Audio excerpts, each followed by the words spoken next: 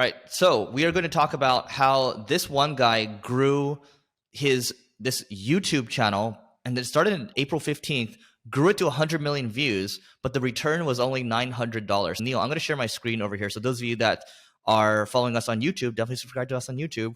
But I'm sharing my screen over here. Tell me what you think about this. So this guy over here, Isaac, he says, my greatest skill, new YouTube channel, launched on April 15th, now at 100 million views. With a reasonable budget, I can do this for any niche, any category. So here's the proof, right? So 109 million views. And then you can see estimated revenue, $900, 391K subscribers, watch time 931K. What are his videos on? I'm assuming it's general consumer, which makes it go viral. Yes, smart. So his video is on like mini katanas. So, you know, like the knives or the swords, Japanese knives, swords. Yep. So it is consumer based, correct? And all his videos are on katanas? Yeah, this, at least for this channel. You can, it's so funny. Everyone optimizes for views, and I'm not saying Isaac did a bad job. Congrats on the success, Isaac. 100 million views is actually a lot. Hold on, one more thing before you go. So just some more context for everyone here. So it was done through 20 shorts and 1 long form. So that does say a lot as well. Go ahead, Neil. In marketing, don't emphasize too much on views. Focus more on generating revenue. And even though the screenshot shows an estimated $907 in revenue, you probably could generate much more revenue than that. But the key is, a lot of people focus on vanity metrics. Oh, look how many followers I got. Look how many subscribers I have. I have a lot of subscribers. Depends who you're compared to. But like to Kardashian, no. But to the average person, sure, I have a lot of channels with over 1 million subscribers or followers. But if it doesn't convert into revenue, it doesn't matter. Don't focus on views. Focus on conversions. Whatever you're doing, try to figure out who your ideal customer is, create a persona, and create content that helps them solve their problems. Do everything you can to please that one single persona type. That is how you'll generate the most revenue out there. Yep. So here's what I'll say too. So Neil, this is my fault for not mentioning this, but someone said only $900 for 100 million views. And so this guy responds, Isaac, he says, 1, it's a low CPM niche. 2, he was dumb and forgot to apply the partner program. Okay, that's a big one. 3, I don't care about the ad revenue either way. So to your point, it was more so about driving more consumer revenue. Yeah, and I don't think he was monetizing. That's why I said it's an estimated 900, which is what the stat shows in that screenshot. I think he could have made more money, and he could have made thousands. Well, my point is he did make money. He drove it to the katanas thing. He drove conversions that way. Because it wasn't important to him, he forgot to turn the partner program on. So money was never, ad revenue was never a priority for him. So did he ever break down how much revenue he drove for his katana sales?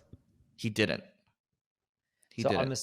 I could be wrong, but I'm assuming if it was massive, he would have shared that number.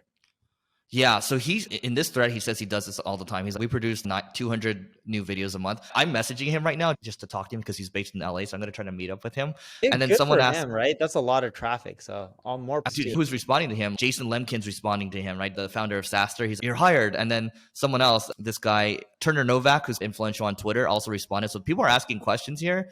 And this is like his tweet that went viral. It actually got 400K views on this one tweet. And he only has 13,000 subscribers or followers. So, but it's hard to do that in all niches. He's not going to get 100 million views really quickly in B2B. I'm going to talk to him, and then maybe I can share the data with everyone. So stay tuned here. Stay tuned to Marketing School, everyone. This is how we're going to hook you for the future. And someone else asked, are you running ads? He says, I don't believe in ads. I think this guy's really interesting. I want to talk to him and figure out how this might work. But here's the other thing, Neil. Someone asked, what's a reasonable budget? He said 20K for each channel.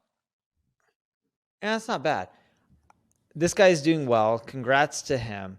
I'm just a big believer, if you're getting tons and tons of views, depending on your niche, not all niches, but some niches, it is really hard to monetize or get those views at scale, either one or the other. And the reason I'm saying this is, let's say you're a law firm specializing in mesothelioma.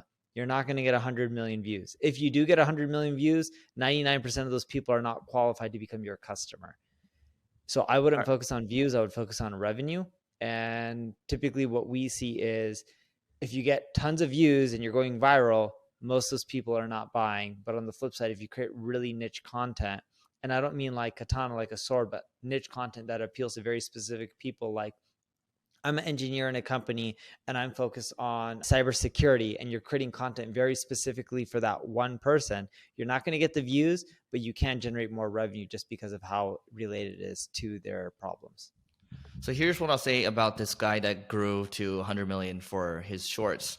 So one thing is you want to drive to a better monetization engine. And so he mentioned ads weren't important to him. I have to assume that it was to drive to e-commerce store to drive better conversions. You have a higher order value, higher average order value, and your revenues are going to be better. Okay, that's one.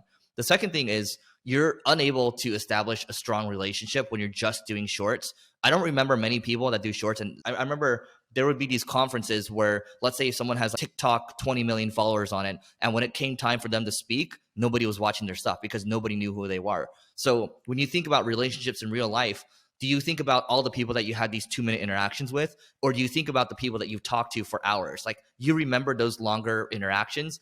And so the thinking here is you might use shorts, but you're ideally trying to drive them to a long form type of thing where you can build a longer term relationship. And that's going to be, you're going to be able to foster a better audience and then therefore a better community long term. And then you want to drive to a better monetization engine, right? So drive to a longer term relationship and drive to a better monetization engine. And that's how you can win with this long term. Anything else, Neil?